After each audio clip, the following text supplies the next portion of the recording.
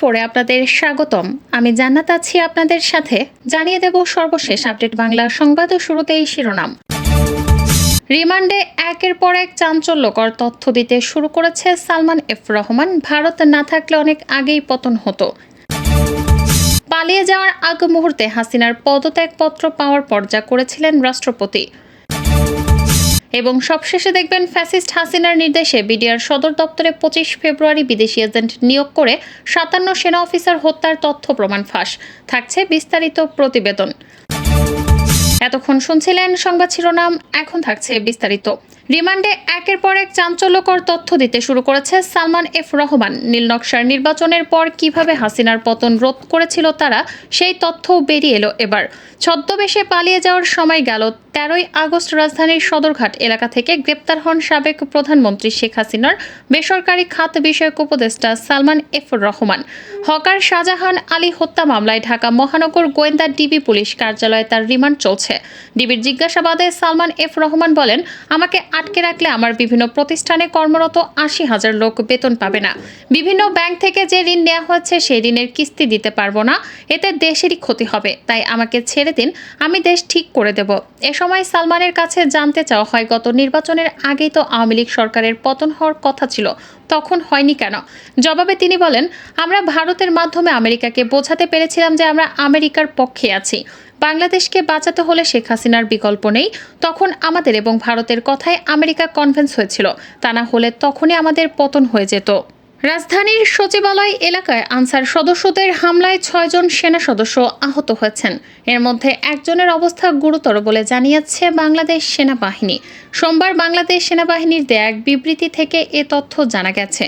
বিবৃতিতে বলা হয়েছে, রোববার আইন শৃঙ্খলা রক্ষায় মোতায়েনরত সেনা সদস্যরা বাংলাদেশ সচিবালয় এলাকায় সার্বিক নিরাপত্তা নিশ্চিতে বিভিন্ন গুরুত্বপূর্ণ স্থানে এবং সচিবালয়ের সকল গেটে নিরাপত্তা ব্যবস্থা জোরদার করে। এদিন বিভিন্ন সময়ে আনুমানিক 10,000 আনসার সদস্য একত্রিত হয়ে বাংলাদেশ সচিবালয় ঘেরাও করে অন্তর্বর্তীকালীন সরকারের 7 জন উপদেষ্টা সহ সচিবালয়ের অন্যান্য কর্মকর্তাদের জিম্মি করে রাখে। উত্তেজিত আনসার সদস্যদের শান্ত করার জন্য বিকেলে মহাপরিচালক আনসার ও ভিডিপি সচিবালয়ে আগমন করেন এবং আনসার সদস্যদের সকল দাবি মেনে নেন। এরপরও উত্তেজিত আনসার সদস্যরা সচিবালয় এলাকা ত্যাগ না করে আনসার ও ভিডিপির মহাপরিচালককে অবরুদ্ধ করে রাখে এবং কিছু আনসার সদস্য সচিবালয়ের 3 নম্বর গেট ভেঙে ভেতরে প্রবেশের চেষ্টা করে।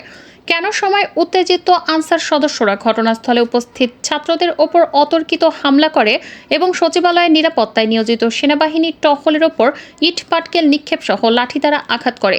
এ সময় 6 জন সেনা সদস্য আহত হয় এবং এর মধ্যে একজনের অবস্থা গুরুতর। এমত অবস্থায় পরিস্থিতি নিয়ন্ত্রণে আনার জন্য মোতায়েন সেনা সদস্যরা বারংবার ধৈর্য সহকারে আনসার সদস্যদের সাথে এঙ্গেজমেন্ট করার সত্ত্বেও উত্তেজিত আনসাররা নিবৃত্ত না হলে আকাশের দিকে 27 রাউন্ড ফাঁকা গুলি ছোড়ে। পরবর্তীতে বাংলাদেশ সচিবালয় এলাকায় অতিরিক্ত সেনা মোতায়েন করে আনসারদের ছত্রভঙ্গ করে পরিস্থিতি নিয়ন্ত্রণে নিয়ে আসে। মোতায়েনরত সেনা সদস্যরা সচিবালয়ে অনুপ্রবেশকারী এবং পরবর্তীতে জীবন রক্ষায় নিরাপদ আশ্রয় প্রার্থনাকারী কিছু সংখ্যক আনসার সদস্যকে নিয়ন্ত্রণে নেয় এবং তাদেরকে পুলিশের কাছে হস্তান্তর করে। 5ই আগস্ট দুপুরে গণ অভ্যুত্থানের মুখে প্রধানমন্ত্রীর পদত্যাগ করে ভারতে চলে যান শেখ হাসিনা। এরপর এখন পর্যন্ত তাকে প্রকাশ্যে দেখা যায়নি। প্রধানমন্ত্রীর পদত্যাগের পরে অন্তর্বর্তীকালীন সরকার নিয়ে তোড়জোড় শুরু হয়। সেনাপ্রধান বৈঠক করেন বিভিন্ন রাজনৈতিক দল ও নাগরিক সমাজের প্রতিনিধির সঙ্গে। পরে প্রেসিডেন্টও একাধিক বৈঠক করেন। প্রধানমন্ত্রীর পদত্যাগপত্র গ্রহণ ও সংসদ ভেঙে দেওয়ার পর এ ব্যাপারে সুপ্রিম কোর্টের পরামর্শ চান প্রেসিডেন্ট। সুপ্রিম কোর্ট জানিয়ে দেয়, অন্তর্বর্তীকালীন সরকার দায়িত্ব গ্রহণ করতে পারেন। সুপ্রিম কোর্টের কর্মকর্তারা তখন জানান, প্রধানমন্ত্রী পদত্যাগ করেছেন, রাষ্ট্রপতি জাতীয় সংসদ ভেঙে দিয়েছেন। উদ্ভূত পরিস্থিতিতে সাংবিধানিক শূন্যতা দূর করতে এবং নির্বাহী কার্যক্রম সুন্দরভাবে পরিচালনার উদ্দেশ্যে অন্তর্বর্তীকালীন সরকার গঠন করা যেতে পারে এবং রাষ্ট্রপতি অন্তর্বর্তীকালীন সরকারের প্রধান উপদেষ্টা ও উপদেষ্টা মণ্ডলীকে শপথ বাক্য পাঠ করাতে পারেন বলে বিশেষ রেফারেন্সের 1/24 মাধ্যমে আপিল বিভাগ মতামত দেয়। ফ্যাসিবাদী শাসক শেখ হাসিনার বোন শেখ রেহানার মুখোন্মোচন। ডিবি হারুন নানক পুলিশের আইজিপি এসব রাঘব বোয়ালদের পর এবার ফাঁস হলো শেখ রেহানার কুকর্ম। গণরোষে ক্ষমতাচ্যুত আওয়ামী লীগের অনেক এমপি মন্ত্রী নিজ এলাকায় রীতিমতো হরিলুট চালিয়েছেন। হামলা মামলা আর দুর্নীতিতে একচ্ছত্র আধিপত্য দেখিয়ে আঙুল ফুলে কলাগাছ হয়েছেন। তাদেরই অন্যতম একজন সাবেক রেলমন্ত্রী ও রাজবাড়ী ২ আসনের এমপি জিলুল হাকিম। একসময় টাকা ধার করে নির্বাচনী লড়াইয়ে অবতীর্ণ হওয়া এই লোকটি পালিয়ে যাওয়ার আগে গড়েছেন হাজার কোটি টাকার সম্পদ। ১৯৯৬ সালে আওয়ামী লীগের এক প্রবীণ নেতার কাছে মাত্র ৫০,০০০ টাকা ধার করে নমিনেশন কিনেছিলেন জিলুল হাকিম। এরপর একাধিকবার এমপি নির্বাচিত হলেও মন্ত্রী হওয়ার সম্ভাব্য তালিকায় কখনোই তার নাম ছিল না। এ ব্যাপারে আওয়ামী লীগের অভ্যন্তরেও কখনো কোনো আলোচনা হয়নি। তারপরও তিনি মন্ত্রী হয়েছেন। অবশ্যই এর পেছনে আছে বিশাল অঙ্কের টাকা লেনদেনের ঘটনা। আওয়ামী লীগের শীর্ষ পর্যায়ের এক নেতার সূত্রে জানা যায়, দ্বাদশ জাতীয় সংসদের একতরফা নির্বাচনে জয়ী হওয়ার পর চলতি বছরের শুরুতে মন্ত্রী হতে তোড়জোড় শুরু করেন জিলুল হাকিম। এরপর ২০০ কোটি টাকার বিনিময়ে মন্ত্রিত্ব কিনে নেন তিনি। এ ব্যাপারে তাকে সহায়তা করেছেন সাবেক প্রধানমন্ত্রী শেখ হাসিনার নিরাপত্তা বিষয়ক উপদেষ্টা তারিক সিদ্দিকী।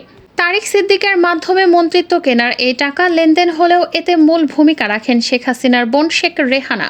সম্পর্কে শেখ রেহানার দেবর হন তারিক সিদ্দিক। সেই সূত্রেই রেহানাকে ধরে শেখ হাসিনার কাছ থেকে জিলুল হাকিমের জন্য মন্ত্রিত্ব বাগিয়ে নেন তারিক সিদ্দিক। এভাবে টাকায় কেনা মন্ত্রিত্বের চেয়ারে বসে ক্ষমতার ভয়াবহ অপব্যবহার শুরু করেন জিলুল হাকিম।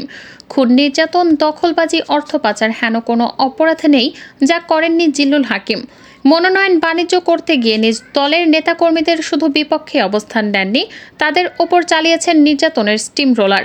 গত এক যুগে আওয়ামী লীগের প্রায় ৪০ জন নেতাকর্মী খুন হয়েছেন জিলুল হাকিমের ক্যাডার বাহিনীর হাতে।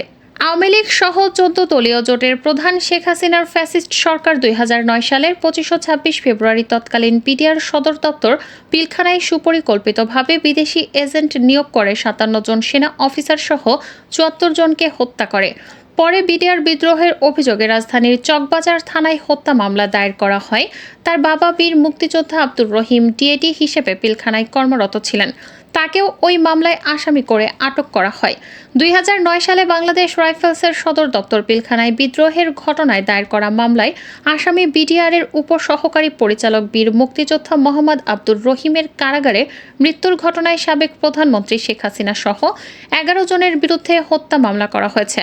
মামলার অন্য আসামিরা হলেন সাবেক বিজিবি মহাপরিচালক ও সাবেক সেনাপ্রধান ব্রিগেডিয়ার জেনারেল আজিজ আহমেদ, পিলখানা বিদ্রোহ মামলার আইনজীবী মোশাররফ হোসেন, সাবেক কারা মহাপরিদর্শক ব্রিগেডিয়ার জেনারেল মোহাম্মদ আশরাফুল ইসলাম খান, ঢাকা দক্ষিণ সিটি কর্পোরেশনের মেয়র ব্যারিস্টার শেখ ফজলে নূর তাপস, সংসদ সদস্য শেখ সেলিম, নূর আলম চৌধুরী লিটন, শেখ হেলাল, জাহাঙ্গীর কবির নানক, মির্জা আজম ও হাসানুল হক ইনু।